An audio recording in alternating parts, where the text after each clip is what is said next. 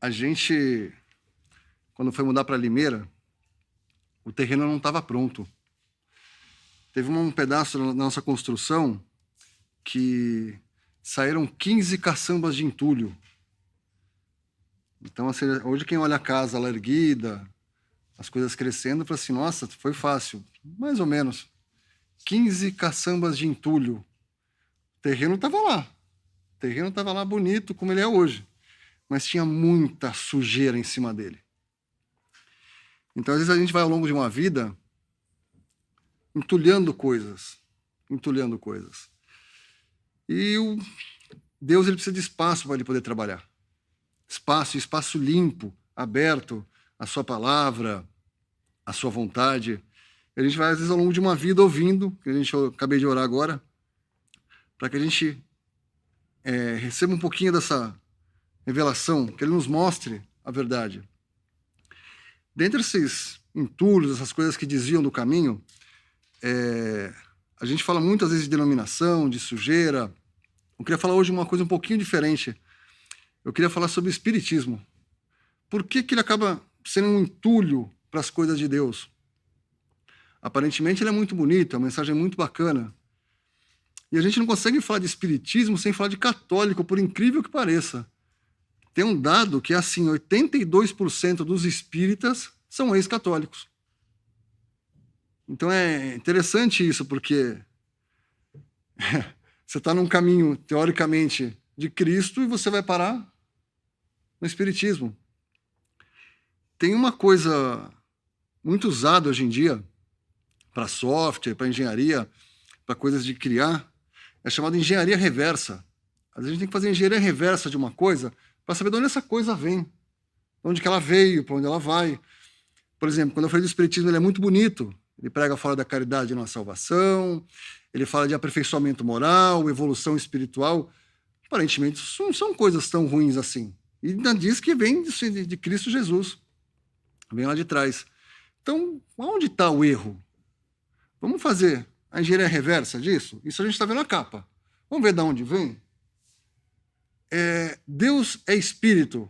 E importa que aqueles que o amem, aqueles que o amem, o adorem em espírito e em verdade. Então o espiritismo está certo. Olha lá, espírito, Deus é espírito. Vamos ver se é assim mesmo?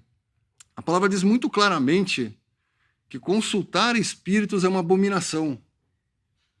Então, se vem de uma fonte que é espírito, né? Alguma coisa não está tão certa assim.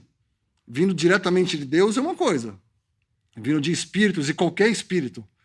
A gente vê que, assim, por exemplo, na história do espiritismo, vem espíritos vem espírito da verdade, espírito de luz, espírito de Joana d'Arc, espírito... Até mesmo o Senhor Jesus, eles falam que numa encarnação passada ele era Buda. É estranho que ele tenha sido Buda, uma vez que o espiritismo prega que é a evolução, e o estágio anterior dele, então ele negava Deus, porque no budismo não há Deus. Não existe Deus no budismo. Existem outras coisas, mas Deus, a figura divina, não existe. Tudo parte do homem. Então, peraí, ele era Buda, na outra ele virou Cristo e mudou tudo? Já acaba sendo uma incoerência, assim, muito clara. E aí tem os católicos também, como eu disse aqui no começo, a gente também tem que fazer engenharia reversa no catolicismo. Vamos fazer a mesma coisa que fez com o espiritismo, vamos aplicar o catolicismo. Você cai em Roma. Ué, peraí, Jesus andou em Roma? Não. Ué, em Roma não era em Roma que eles colocavam cristão para ser comido por leão? Ué, essa é a fonte do catolicismo? É de lá que ele vem?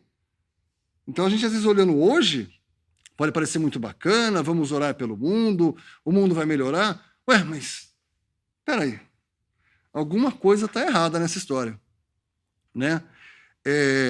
Quando o Senhor Jesus esteve aqui, ele disse que ele enviaria o Consolador.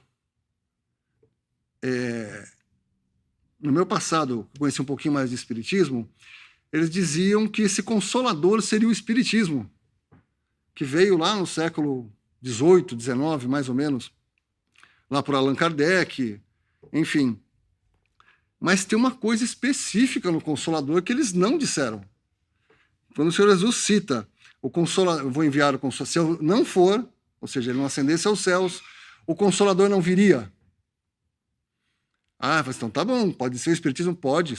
pequena exceção. O Consolador vai testificar de mim. Opa, ele não vai apontar para o Espírito da verdade, ele não vai apontar para a caridade, ele vai apontar para Cristo. Então, essa é a característica do Consolador. Então, se o Espiritismo ele tem o Consolador, ele tem que apontar para Cristo. E aí, quando eles apontam para Cristo, a gente cai em algumas passagens na Bíblia. Por exemplo, a gente sabe que o Espiritismo, eles pregam que existe a reencarnação. Muito bem, eles pregam a reencarnação, coisa que a Bíblia diz muito claramente que o homem só vive uma única vez, vindo depois do juízo. Mas você fala assim, mas Jesus falou, importa nascer de novo. Ah lá, em reencarnação, nascer de novo, reencarnação. Esse é um pequeno, ele disse essa pequena frase, esse pequeno pedacinho ele disse. Dentro de que contexto? Então eu vou ler esse contexto para vocês. E havia entre os fariseus um homem chamado Nicodemos, príncipe dos judeus. Este foi ter de noite com Jesus e disse-lhe, Rabi, bem sabemos que és mestre vindo de Deus, porque ninguém pode fazer estes sinais que tu fazes se Deus não for com ele. Jesus respondeu e disse-lhe, na verdade te digo, que aquele que não nascer de novo, olha lá a reencarnação, aquele que não nascer de novo, hein, não pode ver o reino de Deus. Então a gente tem que evoluir, olha lá, o Senhor Jesus disse, tem que evoluir, olha lá, senão você não vai ver, se você não nascer de novo, você não vai ver. Vamos seguir no que ele disse? Disse-lhe Nicodemos, como pode um homem nascer sendo velho? Porventura pode tomar a entrar no ventre de sua mãe e nascer? Não, você morre essa vida e você vem na próxima vida. Foi isso que ele disse? Na continuação dessa história? Não, porque você vai voltar. Porque assim, a gente tem que ter uma coisa muito clara de Deus. Existe muita coisa nas coisas de Deus que a gente tem que meditar muito para poder entender. Outras não. Então esse aqui é um pedaço muito claro. Por que ele não disse claramente a essa pergunta? Como pode um homem nascer de novo sendo velho? É simples, a reencarnação. Você vai morrer agora e vai nascer depois. Mas a resposta foi um pouquinho diferente. Na verdade te digo, que aquele que não nascer da água e do Espírito não pode entrar no reino de Deus. Nascer da água e do Espírito. Alguém já viu alguém nascer da água e do Espírito? A gente só vê nascer da carne. E ele continua. O que é nascido da carne é carne, e o que é nascido do Espírito é Espírito.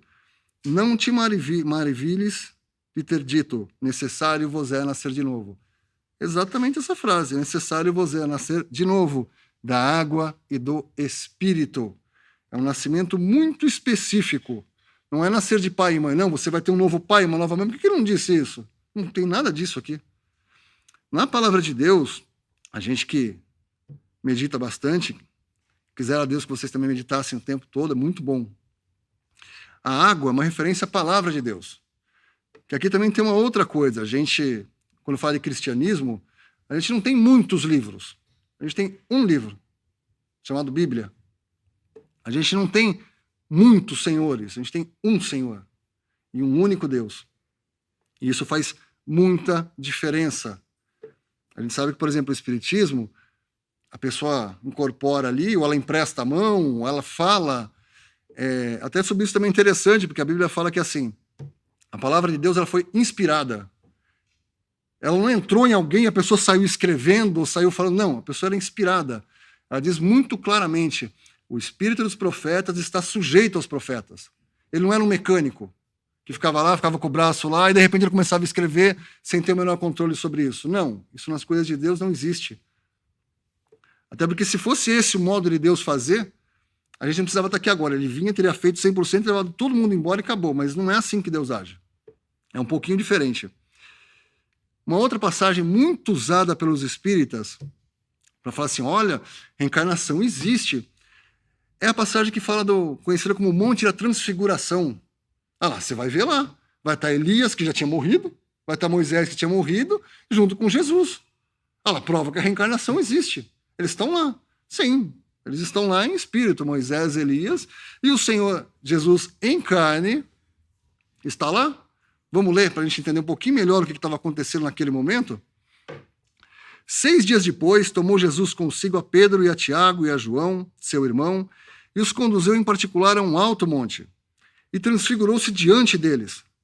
E o seu rosto resplandeceu como o sol, e as suas vestes se tornaram brancas como a luz. E eis que lhe apareceram Moisés e Elias falando com ele. Opa, espírito existe. Sim, espírito existe. Nós somos corpo, alma e espírito. Isso é fato. Todo mundo sabe disso. A grande maioria, por exemplo, quando fala de cristãos e quando fala de espírita, sabe corpo, alma e espírito. Então aqui a gente está vendo Moisés e Elias junto com o Senhor Jesus e junto com aqueles apóstolos. Tinham mais pessoas ali. E aí, seguindo na história, Pedro, tomando a palavra, disse a Jesus: Senhor, bom é estarmos aqui. Se queres, façamos aqui 3 tabernáculos, um para ti, um para Moisés e um para Elias. Estando ainda a falar, eis que uma nuvem luminosa os cobriu, e da nuvem saiu uma voz que dizia: Este é meu filho amado, em quem me comprazo. Escutai-o. Então tá bom. Se a gente tem que levar em consideração que aqui eram espíritos, era uma representação espírita, o que a gente faz com essa frase? Como é que a gente lida com ela agora? Este é meu filho amado. Ele não falou que ele é o governador da terra, ele não disse que ele é um profeta, ele não disse que ele é um ser evoluído para nos ensinar o caminho. Este é meu filho amado em quem me comprazo, escutai-o. Lembra que eu falei do Espírito Santo no começo? Que era o Consolador prometido pelo Senhor Jesus? E apontar para ele.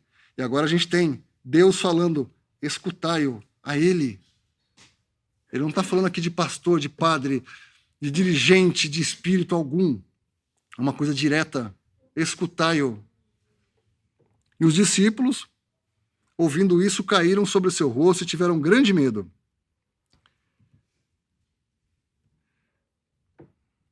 E erguendo os olhos, ninguém viram, senão a Jesus. De repente aquela cena toda se desfez. Não tinha nuvem, não tinha Moisés, não tinha Elias. E descendo no monte, Jesus lhes ordenou, dizendo: A ninguém conteis a visão do Filho do Homem, até que o Filho do Homem seja ressuscitado dos mortos. Aqui a gente vai ter um outro problema, porque o Espiritismo é uma doutrina reencarnacionista, e aqui está sendo na boca do Senhor Jesus que ele vai ser ressuscitado dos mortos. Isso é uma coisa que o Espiritismo nega veementemente. É impossível ressuscitar. E aqui a gente está falando que Deus falou para ouvir o Senhor Jesus, e ele está dizendo, até que o Filho do Homem seja ressuscitado dos mortos. Então a gente tem um problema aqui, para o Espiritismo. Se você está apontando para Jesus, e Jesus está dizendo isso, então alguém está falando a mentira. Que se o Senhor Jesus fala, até que eu seja ressuscitado, e o Espiritismo diz que não, um dos dois com certeza estão errado. Então, a única coisa que explica isso é o Evangelho. Cristo Jesus veio ao mundo para salvar pecadores. Veio a esse mundo pobre, não tinha nem encostar a cabeça, derramou seu sangue, foi crucificado, foi morto, foi sepultado, e ele ressuscitou. Se você não tem o Evangelho, você não tem a explicação da ressuscitação. Teve alguém ressuscitado depois disso? Até agora, não. Até o ponto que a gente sabe, o único ressuscitado até o momento foi o Senhor Jesus. Na Bíblia existe a história de ressuscitação, o próprio Senhor Jesus trouxe a vida, mas essas pessoas acabaram morrendo depois. Diferente dele. Ele foi ressuscitado e está vivo. Essa é uma grande diferença. Então, se ele está vivo, por que a gente pode, de algum momento, querer dar ouvido a espírito? Dar ouvido a um papel rabiscado que a gente não sabe nem quem foi que fez? Isso é uma incoerência muito grande. O Evangelho é definido em um outro pedaço, um pouco mais para frente, em Coríntios. Também vos notifico, irmãos, que o Evangelho que já vos tenho anunciado, o qual também recebeste, e no qual também permaneceis, pelo qual também sois salvos, se o retiverdes como tal como vô-lo tenho anunciado, se é que não crestes em vão. Cristo veio ao mundo para salvar pecadores. Pecadores. Ele não veio pedir o autoaperfeiçoamento de ninguém. Ele não veio pedir para você melhorar. Ele veio salvar pecadores. você é justo, você é bom, Jesus não é para você. Você é um pecador perdido, arrependido, descobre que tem algo errado, que você vai lá, ora, e mesmo assim você é mau. Em alguns momentos você fala assim, nossa, mas eu não sou tão mal assim, olha como eu fiz coisa boa. Para você que está nesse conflito, saiba que existe uma saída. Cristo Jesus. Hoje é o dia da salvação. Hoje é o momento. Ele não pediu obra nenhuma para homem nenhum. Naquela cena do carcereiro, ele pergunta o que eu tenho que fazer para ser salvo. Crê em Jesus e será salvo. Sim, mas e o aperfeiçoamento? Você conversa para quem está dentro. Eu espero que essa noite você tenha certeza da tua salvação. Em Cristo, direto a Ele, aos pés dEle. Que o Senhor possa abençoar a sua palavra.